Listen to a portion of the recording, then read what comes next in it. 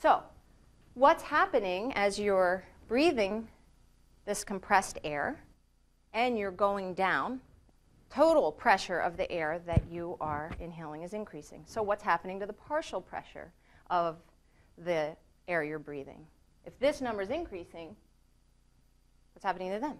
They're increasing. Okay, so we're getting a little more oxygen, we're getting a little more nitrogen. So what? We breathe nitrogen all the time, right? I mean, it's a large component, as you said, of air. Well, what ends up happening is the nitrogen is usually going to be inert, not affecting you at standard temperature and pressure, which is like sea level.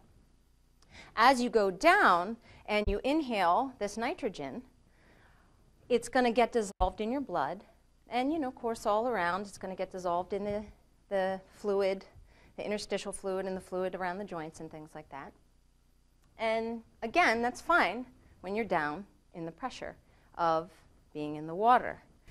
So when students were learning about osmosis and how different fluids, water specifically, shifts between membranes from areas that have certain concentrations of salts, we looked at a case of giving intravenous fluid to a brain-injured patient and how if you selected the wrong type of IV fluid for that patient, it could have potentially dire consequences. These students are freshmen, Correct. So they haven't been in very much clinical, just beginning exposure from the first semester.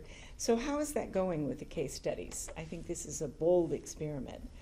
I think it's going really well because I believe that the students want to see the connection. When you learn about chemistry, it's typically very abstract.